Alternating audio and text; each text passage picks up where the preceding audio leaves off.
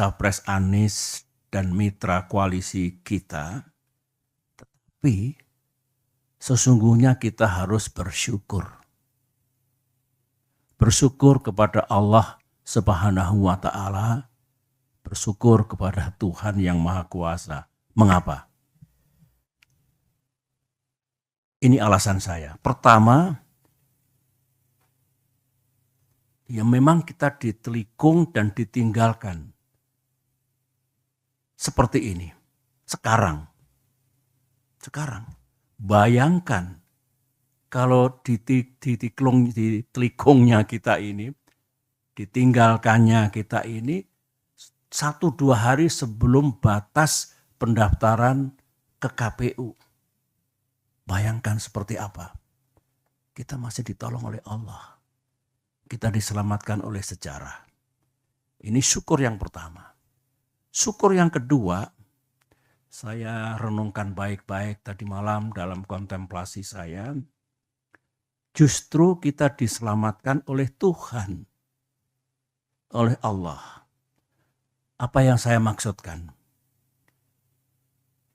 Kita tidak diizinkan oleh Allah untuk mendukung seseorang dan untuk bermitra dengan orang yang lain yang kalau kita teladani akhlak pemimpin besar bagi yang beragama Islam, akhlak Rasulullah, ya.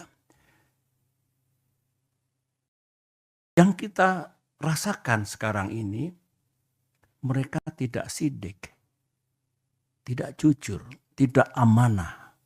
Berarti tidak bisa dipercaya dan mengingkari hal-hal yang telah disepakati. Tidak memegang komitmen dan janji-janjinya. Nah, sekarang saja tidak sidik, tidak amanah, tidak memegang komitmennya. Bagaimana nanti kalau menjadi pemimpin dengan kekuasaan yang besar, rakyat akan diapakan?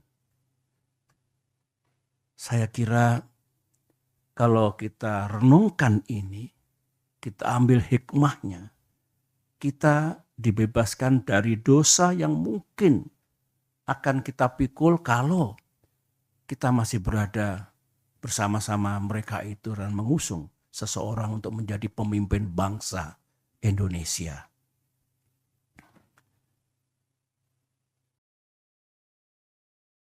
Selain itu, kita ternyata juga tidak diizinkan untuk berkoalisi dengan seseorang yang sejak awal sudah melanggar dan mengingkari kesepakatan. Tertulis dalam kesepakatan koalisi, menjunjung tinggi prinsip kesetaraan, equality, dan kesetaraan. Ulangi, kesetaraan, equality, dan keadilan. Saya ulangi. Bayangkan kalau di masa depan kita punya mitra koalisi yang tidak tunduk, tidak patuh pada kesepakatan yang kita buat bersama. Apalagi kalau mendikte, mengatur yang lain, termasuk capres, memaksakan kehendak, dan tidak menganggap yang lain. Saya kira bukan itu koalisi yang hendak kita bangun. Sebagaimana pengalaman pribadi saya bersama-sama dalam koalisi selama 10 tahun yang menjunjung tinggi prinsip dan nilai-nilai yang baik, utamanya kesetaraan dan keadilan. Sekali lagi, kalau kita bersyukur. Karenanya, mari kita hadapi semua ujian dan cobaan ini dengan tegar. Sambil berikhtiar, kita mencari jalan keluarnya. Insya Allah Tuhan akan memberikan kita jalan terbaik ke depan ini. Para anggota Majelis Tinggi dan para kader yang saya cintai, ya sebetulnya kalau jujur ya, saya pun tidak menyangka atas terjadinya kejadian itu 3 hari yang lalu itu. Setelah setahun lamanya kurang lebih koalisi ini bersama-sama berikhtiar, berjuang untuk bisa menjadi kenyataan dan bisa mengusung capres dan cawapres yang kita harapkan, yang juga diinginkan oleh rakyat. Tiba-tiba terjadilah peristiwa 3 hari yang lalu itu. Kalau saya harus berterus terang, sebetulnya saya tidak naif ya. Saya juga mengerti politik. Saya pernah menjadi capres 2 kali. Saya pernah bersama-sama membangun koalisi dengan mitra. Dan tidak ada yang saya rasakan seperti yang terjadi 3 hari yang lalu itu. Saya mengerti, ya kita semua mengerti, politik itu memang ya penuh strategi, penuh siasat, penuh taktik, caranya banyak.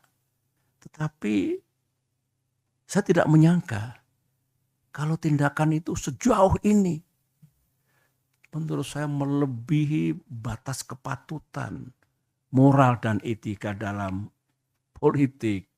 Ya kasar,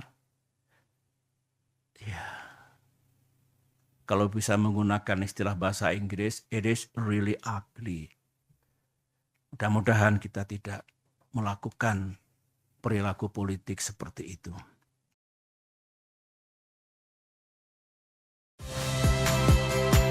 Saya Valentina Sitorus. Saksikan program-program Kompas TV melalui siaran digital, pay TV, dan media streaming lainnya. Kompas TV, independen, terpercaya.